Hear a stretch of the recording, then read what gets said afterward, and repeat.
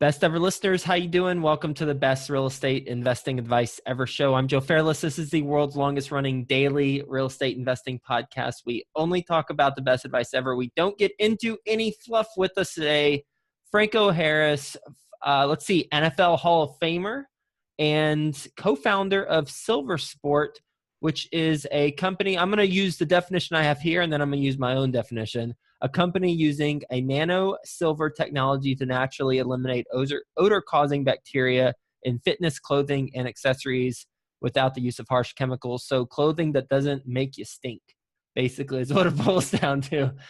Franco, with that being said, you want to give the best ever listeners a little bit more about your background and your current focus now?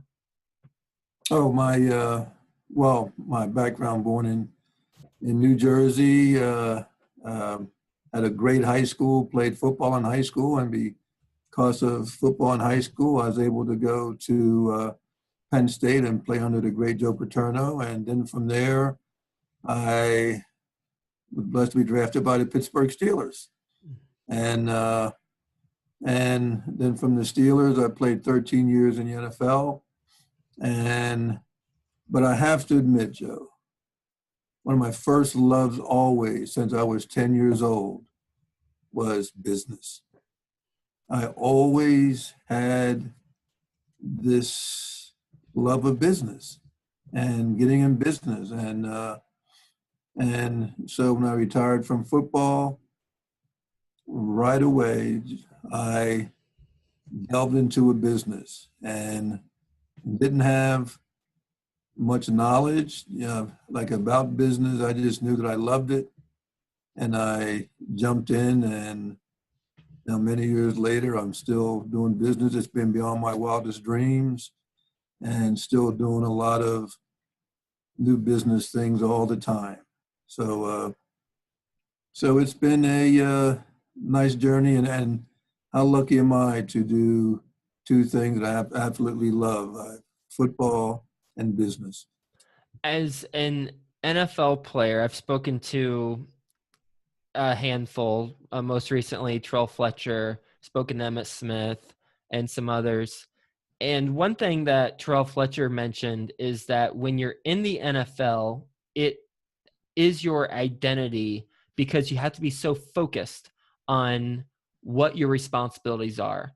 And if that is the case with you, then how did you transition out of the NFL, where you were so focused on one particular aspect of your life, and that is being really good at football, to business, where you are on competing with different types of individuals? You know what? When football was over, I said, Franco, you need to get busy, right? I mean, one thing you don't want to do is stay idly by. I said, even if I had to go work in a fast food restaurant, I'm going to go do something, right? And so I decided I'm going to start a little food distribution company. And I called it Franco's All Natural. This was about 1985, probably around 1985, 1986. You were ahead of the curve. And I want to serve all natural food products.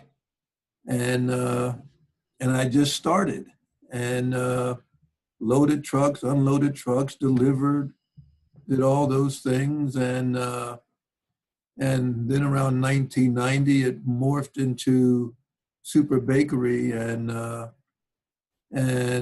Super Bakery has been beyond my wildest dreams, where we've taken that, and it's been great.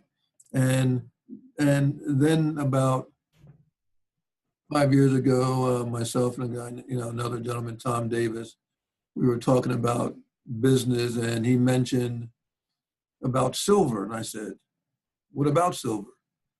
And he mentioned about these properties of silver, that silver is just, in the earth, and it's just natural antimicrobial. It deals with bacteria and odor. And I'm saying, silver?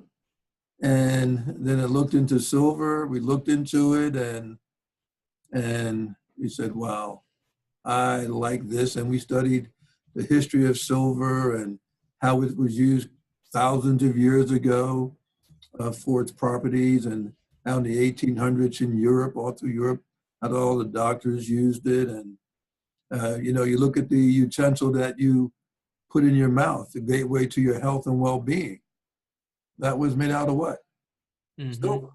And how did they know that way back then to make it out of silver, that fork and that spoon would never have any germs or viruses or anything on it, even though you don't wash it? I mean, how did they know that? So silver has been used throughout history in many different ways. And now with our technology, our silver clean technology and nanotechnology, we're able now to bring the uses up to the 21st century and all new uses for it and in new areas, and to expand the use of it to really help to fight against bacteria and also to fight against odor in a lot of different ways. Mm-hmm.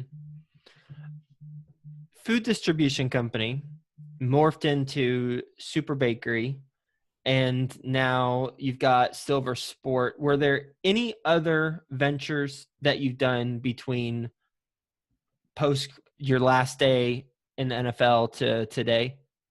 Oh, sure. There were some little things that I did along the way. Bought Park sausage along the way.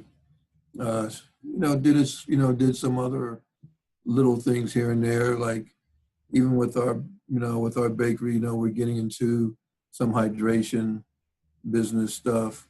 We're doing some spin-offs of other things from the textile industry. I looked into the medical marijuana business. And still looking at some aspects of that. So as I said, I just love business. I don't mind starting from the ground and building a business up. Matter of fact, a lot of times that's what I kind of prefer. Mm-hmm. And so a number of little side stuff that I like to do. And I like talking with people about business ideas. But the one thing that that I tell players, because I didn't make the money back when I was playing, as I'm sure you know, but the money that they make now is pretty incredible. And I try to tell players, don't buy your way to the top, to the presidency. Learn the business. Learn every aspect of the business. And I said, that's what really helped me, where, hey, I delivered, I worked shows, I packed boxes. So I know every aspect of it. I know how it feels to do it. I know how it feels to unload a tractor trailer myself. I know how it feels to drive an hour to deliver something, or drive 3 hours for a business appointment, and all those sort of things. So, knowing those little aspects of business and what people did to start a business, pretty incredible. And I respect a lot of people who start their business from nothing.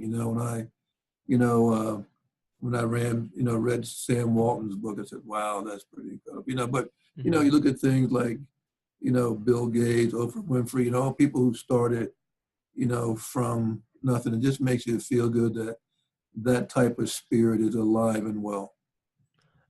I imagine. I mean, are you based in Pittsburgh? Yes, I am. I'm still okay.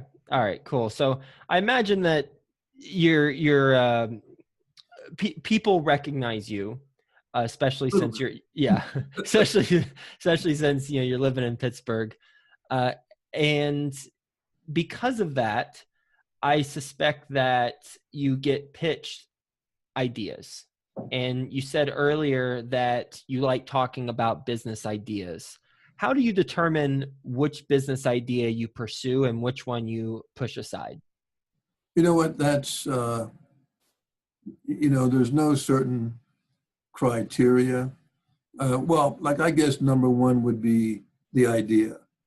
And is it unique enough? And is there a space for it?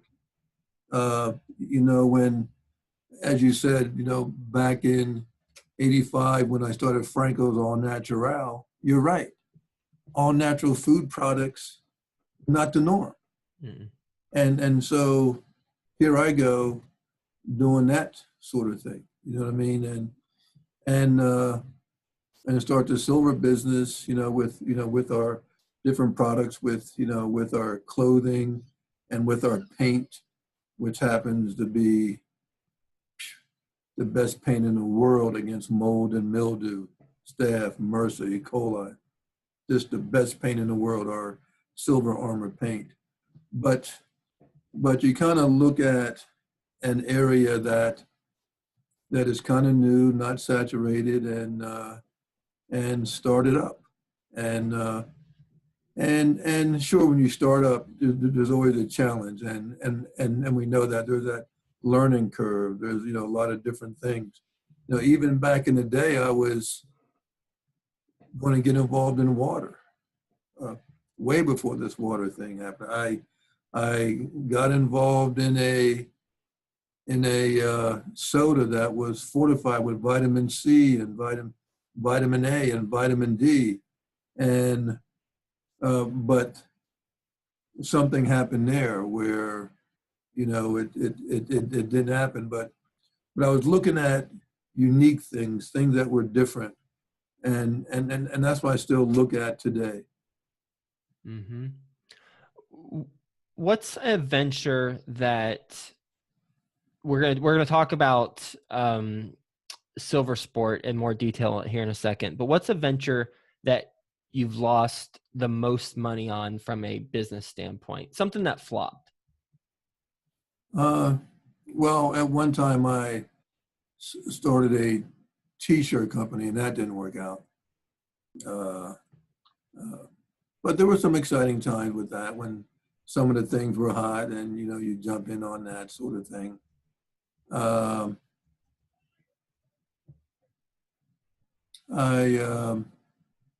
me see. I bought Park Sausage, and I tried to turn that around, the whole plant in Baltimore. And I really want to make that work because that provided jobs, and it had a nice plan in Baltimore. I wasn't able to make that work. Was it because they're all Ravens fans? Never thought about it. Actually, that's what I'm going to say now. But anyone in business, and you get in different things, and you're going to fail sometimes. And but I guess if you have more successes, and then you have failures. But also I look at it as that this is my passion, and the sausage business, I looked at it and I said, hey, this has a great history. I want to get involved. They're going down. Can I come in and help and make a difference? And then you find that, hey, there's a lot more to it than just how you feel. You have to make it into a successful business, and if you can't, then you have to go on. What questions would you ask that you perhaps didn't ask when you purchased the Park Sausage, that for future stuff you would ask those questions to help try and mitigate the risk? Well, as I mentioned, probably should have looked at it more from a business perspective rather than a social perspective, and the historical perspective. So that's probably where I failed, where I let the historical perspective and the social perspective override the business perspective. Mm-hmm. Okay. Makes sense. Let's talk about your main venture. Is your main venture right now SilverSport? Well, Super Bakery and SilverSport Okay. are the two. Now, I have to admit, I mean, Super Bakery is kind of like where, like my baby business, you know what I mean? From Franco's All Natural, morphed into Super Bakery. So that's my heart and my love. And it's a great business. And like now SilverSport is like, uh, there also. And I love what it's all about. And I love where we're going. I love what's there. So I would say both of these are my main business. Okay. But let's talk about SilverSport. Yes. All right. So SilverSport, how did you get involved as the co-founder? Was it through that conversation that you were referencing earlier?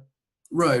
It was okay. a conversation that we had, and then not knowing about silver, and then learning about silver, and then it was like, wow, this is pretty incredible.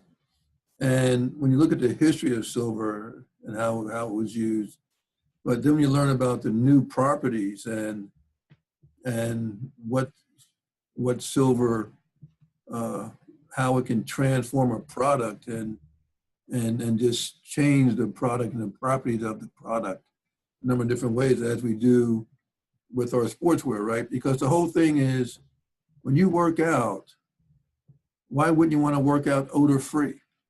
If you sweat, all of us have bacteria on our bodies, right? So when you sweat, that bacteria gets into the shirt, and that bacteria causes the odor. Well, if you have our silver tee on, that's not going to happen, because that sweat hits that silver tee shirt, and guess what?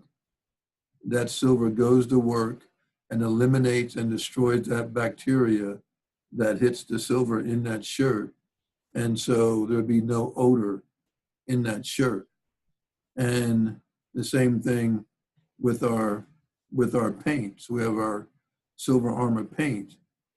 So you paint your walls and you get a clean environment, right? That's what you want, a clean environment, clean work environment, where if, someone coughs or touch or bacteria's airborne, lands on that wall, guess what?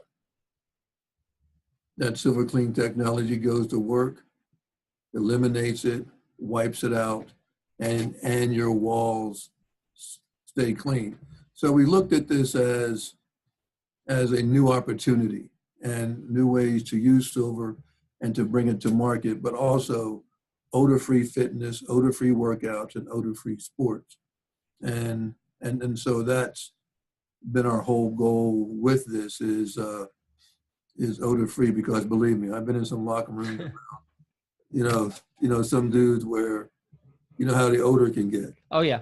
Yeah. I've been in. And like also the thing that really sold me, when I went on a trip, I first got involved in this, I took one t-shirt, I took our silver t-shirt, and I worked out, hung it up.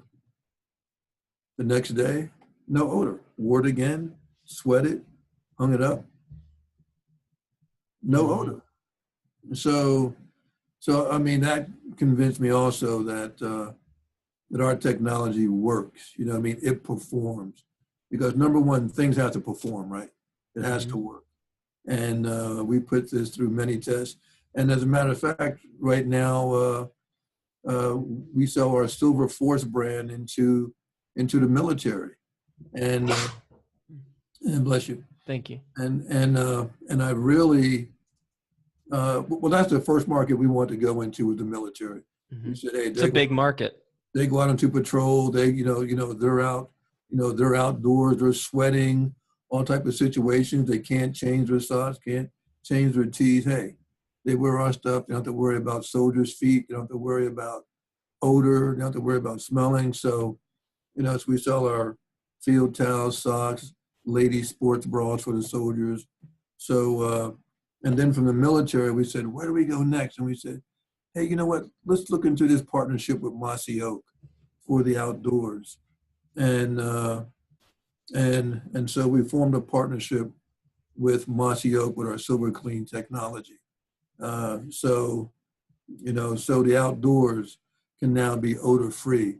Doesn't matter how long you go outdoors or how long you're out there, how long you walk in our socks, how long you wear our tee or sports bra or whatever. It's odor free outdoors. Are have you all taken on investors? Not at this time. Okay. No, we haven't. We've been self-funded, and but we are now going to the next level, and we are looking at that and considering that. And what would you use investment funds for in order to grow your company? Well, we'll definitely be looking at people, and then there's a couple project areas that we are looking at that that if these areas grow how we think they can grow, then we're going to need working capital, and probably working capital above and beyond where we can be self-funding. What is your specific role as the co-founder of SilverSport? Work every day. We talk a lot of strategy. Now, I don't say, just like with our super bakery, I mean, I don't go to the plants and bake. You know what I mean? We have people who do that, and but we talk ideas, strategy, future plans. It's you try to build your culture of what you stand for, what your company stands for. So it's really trying to make all the pieces fit and make sure we keep moving the pieces forward. That we keep going forward with our ideas, with our different programs. Where are we going to be at for the future? Okay, let's make sure that we focus on this and focus on that, and that we have all the little pieces in place. And unfortunately, some people think I'm too hands-on. You know what I mean? Like, I want to know every little thing, and sometimes I know that gets in the way of people, but I just love it. I mean, I just love to know what's going on here, what's going on there, and contribute, this, contribute that, sort of thing. So, and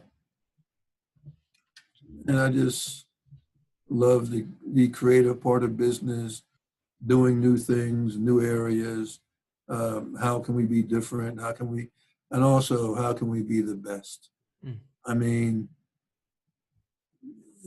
when you talk about sports, that's one of the things that you always work on, where you want to be the best player and you want to have the best team, right?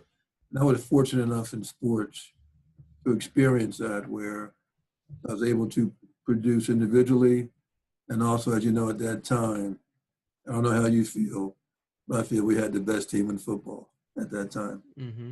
And now in business, I'm smart enough not to argue with you. I was waiting for something. And now in business, it's the same thing, where we want to be great at it. We want to have great products, and we want great performance from our products. And our bakery business, Super Bakery, we've accomplished that. It's been great. And now with SilverSport, that's where we're at also. That's our whole mindset. We want to be the best in odor-free workouts, the best in odor-free fitness, and so that's our goal, and we want to, and that's what we focus on. We want to be the best in that category of odor-free workouts and odor-free sports. Mm-hmm.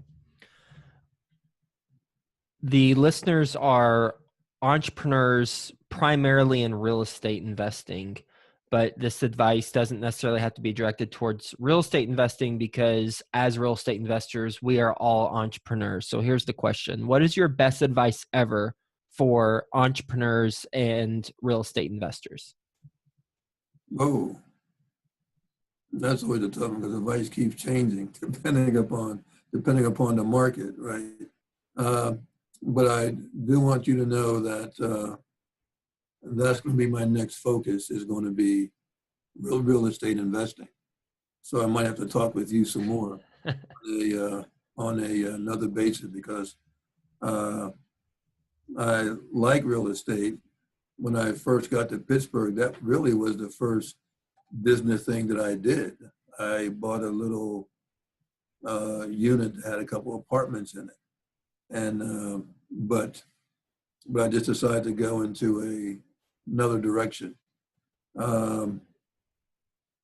Like, I think you're lucky enough if you're able to do what your passion is, what you love to do, and and and really jump into it.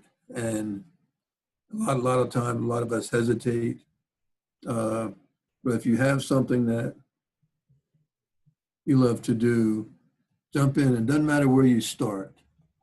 And but if you do the right things business-wise, as you know, we talked about some of those things, and you put the time and effort into it, you can really make some great things happen.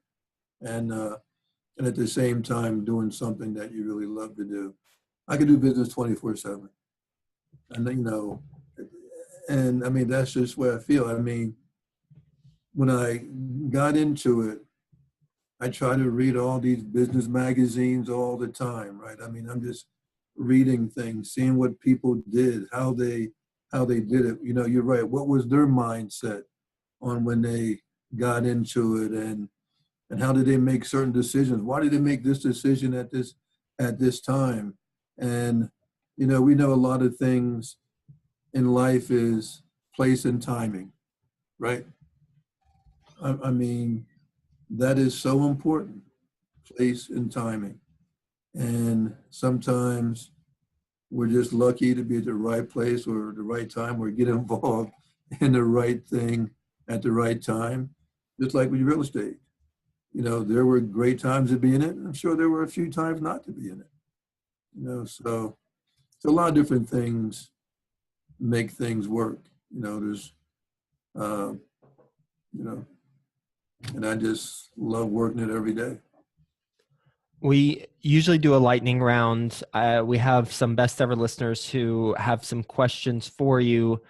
So are you ready for the best ever lightning round?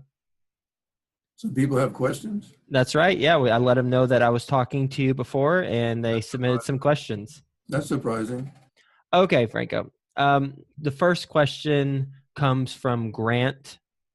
And what he asks is, what's the number one skill that you had in the NFL that is applicable towards business?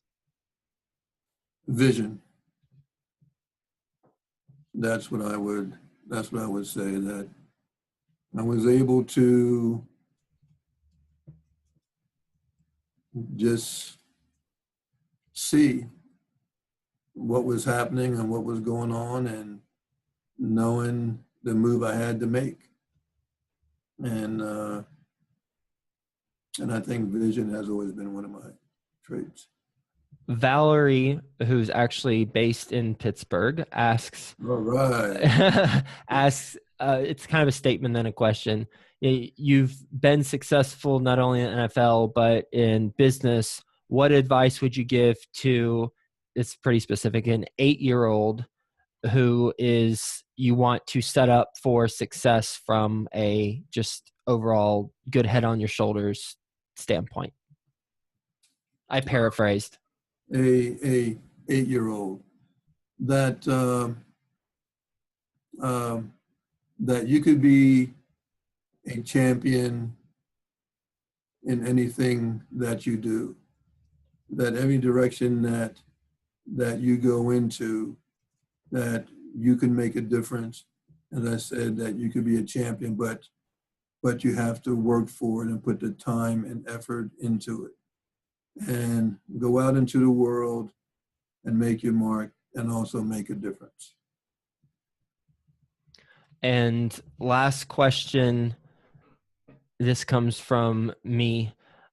Favorite NFL city to visit, not including Pittsburgh? Ooh, famous NFL city. Favorite. Of favorite. Boy, that's a tough one. So I never went to a game there, but one of my favorite cities is New York. I mean, I love New York, and we played in Shea Stadium but now the stadium's in New Jersey. So how does that fit? Well, so New York City, though. Fair enough. Well, Franco, thank you for being on the show. How can the best ever listeners learn more about SilverSport and what you're up to? Oh, please go to SilverSport.com. And if you're interested in our silver paint, Silver Armor, ARMOR, paint.com, silverarmorpaint.com, and silversport.com. Yeah, please, because our silver clean technology is incredible, and I'd like them to learn more about that. Yeah, when you use the example of spoons, what spoons are made of, that really resonated with me as far as bacteria fighting components or ingredients or elements. I don't know, composition, whatever the heck the right word is. Franco, thank you for being on the show. Thanks for talking about your transition from an NFL Hall of Famer to the business world with Franco's All Natural, which transitioned or evolved into Super Bakery, as well as your current venture, SilverSport. A life lesson that you mentioned that is applicable to all real estate investors, all entrepreneurs, is look at the things from a business historical perspective, not from a social perspective. And the reason why I say that is because if we look at it from a business and historical perspective and we are successful, then I believe there will be a positive social ripple effect afterwards. But if we're not successful, then the social perspective, it might be a drop in the bucket, but then it will go away and the bucket will be dry again. You read my mind. That's yeah, exactly where I was going to go with that. Yep, exactly. Like it takes the business. I'm with you. Other part happen. And I want you to know that I'm going to get into real estate one of these days soon. I want you to know that. All right. Well, you got my info, and we'll catch up again once you do, or maybe before, and see what I can do to help you out. But in the meantime, we've got a daily podcast, so subscribe to it on your phone, and you can listen to every episode for real estate experts that give their best advice ever. There you go about that. What do you think about that? I like that. All right, Franco. Thanks for being on the show. Hope you have a best ever day. We'll talk to you soon. Thank you. All right. Thanks again.